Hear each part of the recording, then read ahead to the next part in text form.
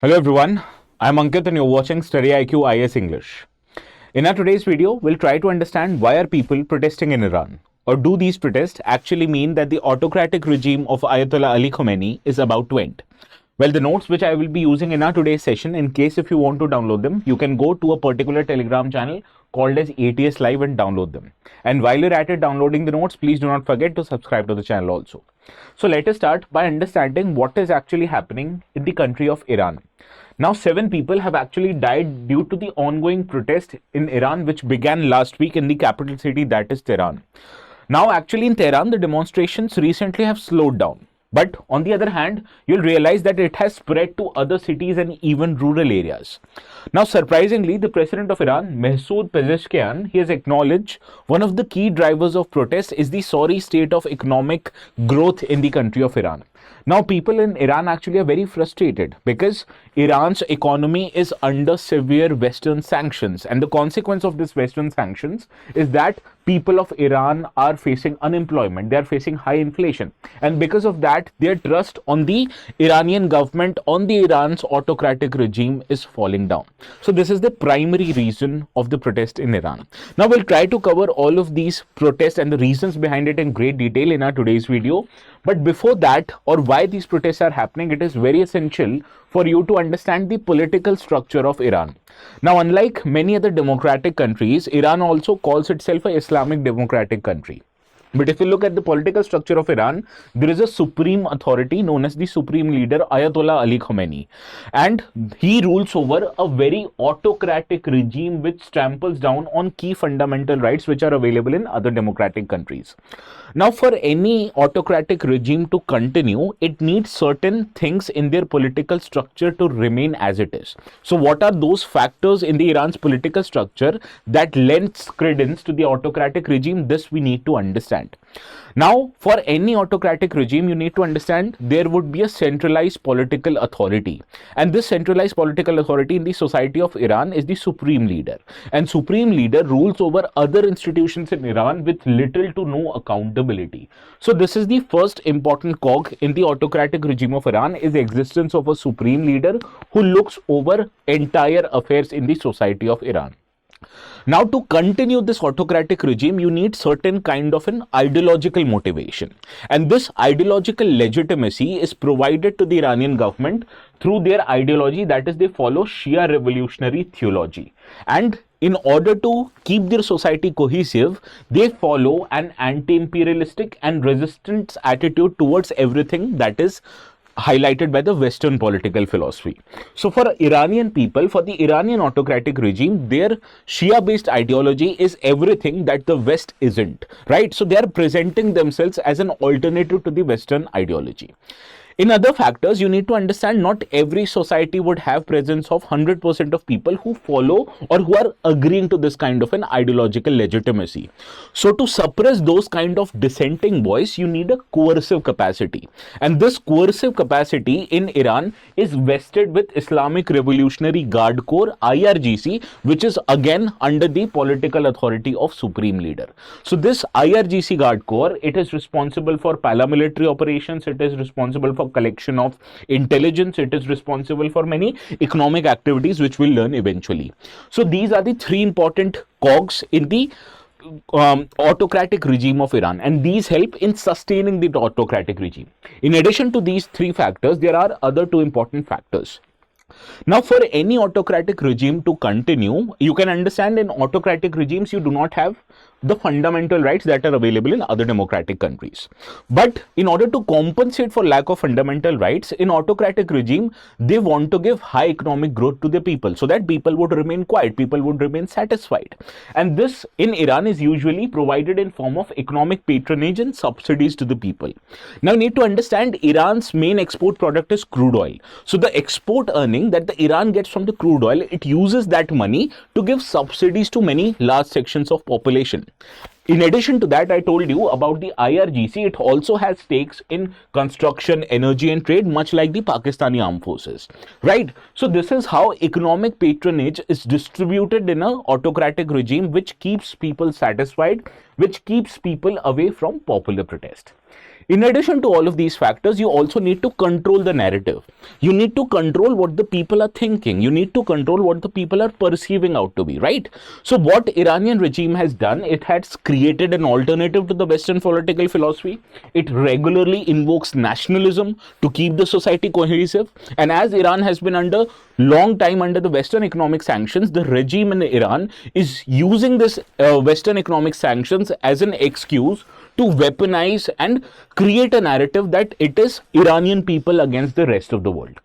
So all of these five components, the centralized political authority, the ideological legitimacy, the economic power of the IRGC, the coercive capacity of IRGC, and the capacity to manage the narrative is what is keeping this autocratic regime intact. So as to summarize, for any autocratic regime to continue, they need to have the society cohesive. And Iran, who is keeping the society cohesive, it is a centralized political authority that is vested in the supreme leader. They have an aggressive foreign policy, that is they nurture organizations like 3H, that is Houthis, Hamas, as well as Hezbollah, who are vestiges of the Iran's foreign policy in the entire Middle Eastern region. Similarly, they want to keep people satiated, they want to keep people happy, and for that they need high economic growth, which will be able to deliver development as well as prosperity, right? And this is what is keeping the society cohesive, and the protest won't happen. Now, when the protests are happening in the society of Iran, you need to understand this reduces the society's cohesiveness. And when the society's cohesiveness reduces in the reasons when one of these three factors or either of these three factors would become weak. So let us understand how are these three factors becoming weak, which has led to emergence of popular protest in the society of Iran. First, let us talk about Iran's lack of economic growth. Now let us look at the few important indicators that would help us show that Iran's economy is not growing as much as it should have in presence of Western economic sanctions. First is the economic growth of Iran. Now, World Bank, in its recent analysis, it has highlighted that the GDP growth of Iran has slowed down to just 3.7%, which is the lowest in the last 5 years. Now, let us consider the factor of inflation. You'd be surprised to know inflation in Iran in the month of December was 42.2%. Now, let us compare with the inflation levels in India, which is just between 3 to 4%. So, very high inflation in Iran. Now, let us consider the exchange rate. Now, in India, people are protesting when $1 is getting very close to 90 rupees. Now, $1 in Iran's currency is 1.4 million Iranian rials. So you can understand the state of economy in Iran is in a very sorry state. Now, the consequence of this lack of economic growth, the consequence of this Western sanctions on Iranian economy is that there is increasing amount of unemployment. For example, only 3.8 people among 10 people in Iran are able to secure jobs, and when you consider employment rate in women, it is even worse at 1.2 for every 10 women. Now, this adds to the availability of labor market. When people are becoming unemployed, they have nothing to do, and naturally it would affect their capacity to live a good life. And when people who are highly educated, they want to seek better opportunities, they are moving to more prosperous Western economies, it adds to human capital shortage in the country, which again provides to the lack of economic growth. And it has been assessed by the World Bank that because of these recent lack of economic growth, it is expected that about 2 people additional will be pushed below poverty line in the society of Iran.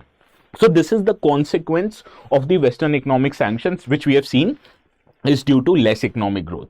Now, the main reason, as I said, why Iranian economy is not growing as it should have been, it is the Western economic sanctions, particularly which started after the Iran went or saw Iranian revolution in the year of 1979.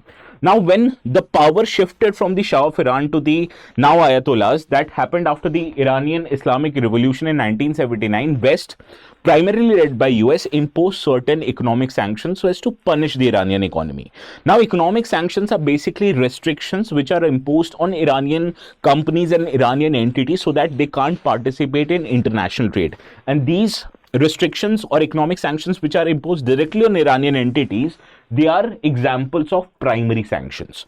Now, Iranian companies itself are witnessing primary sanction, and added to it, from 2010 onwards, we have seen that the Western countries now are imposing secondary sanctions. Now, what are secondary sanctions? As I told you, primary sanctions are the ones where restrictions are directly imposed on Iranian entities.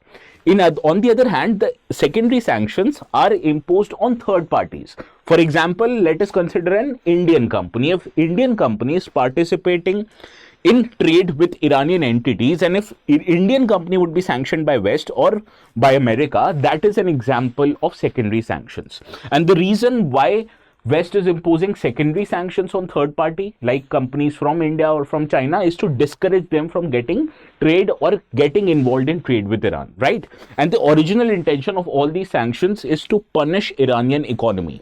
As I told you, Iran's one of the chief or the most important export components is crude oil, and India for long has been one of the important importers of Iranian crude oil.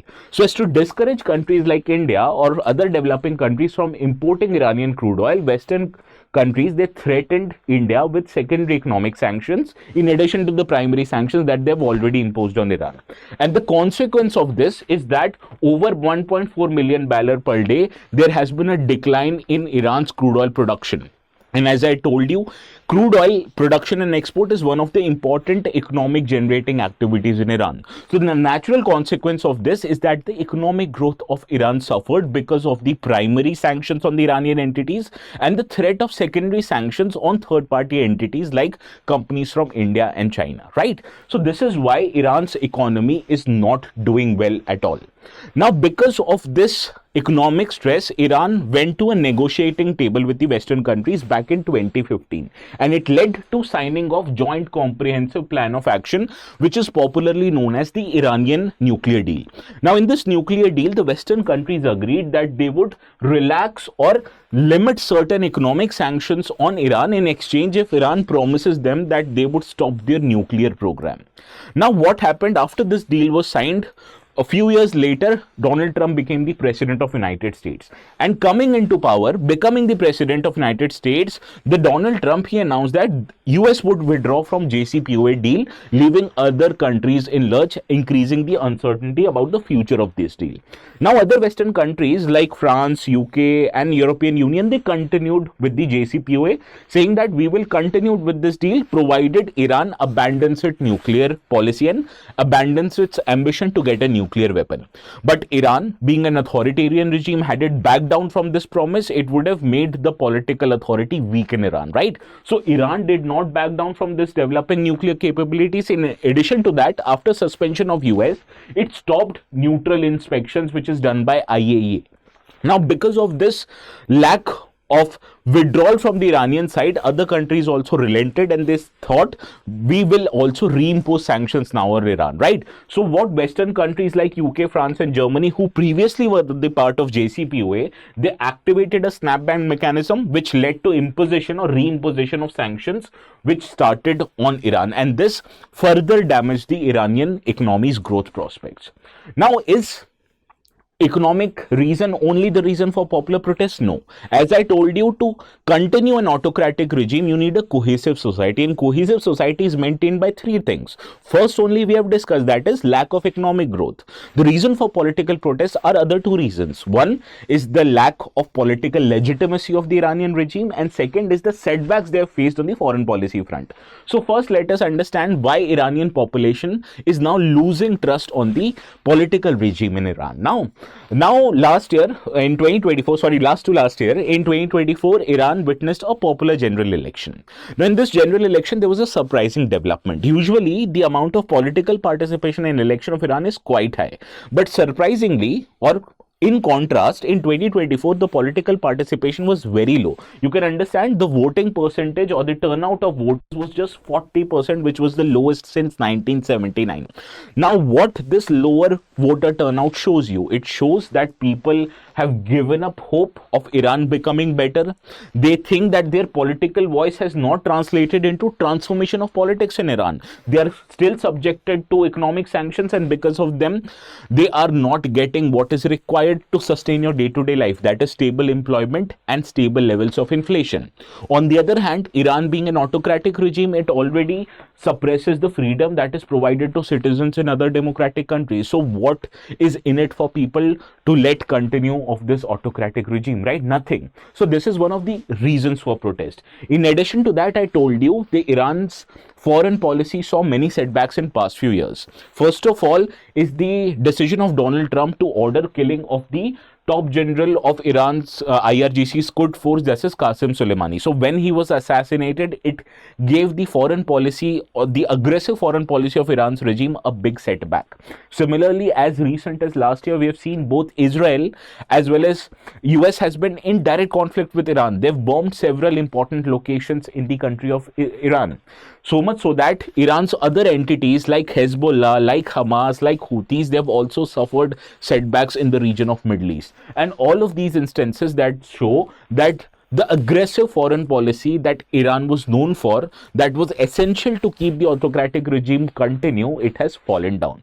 Right now, naturally, when these kind of setbacks happen to a country, you would realize Iran should have come to negotiating table with the Western countries, but the objectives of both these parties involved in the negotiations are very different. For US or for Donald Trump, they want to continue or they want to limit the nuclear ambitions of Iran, and it is very essential for US as well as for Israel to maintain their stronghold in the region.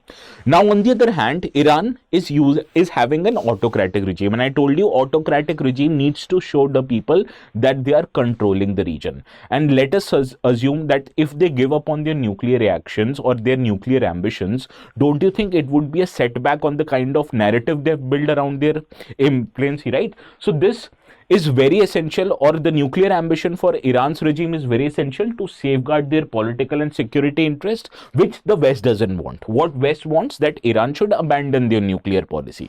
So because of these two differing and polar opposite objectives, the deal was not able to sign, and with no deal, the subsequent attacks on Iran's nuclear facility, any chance for deal happening in the future, it also collapsed and it also dimmed. So this is the ultimate reason why Iran society is facing the pressure.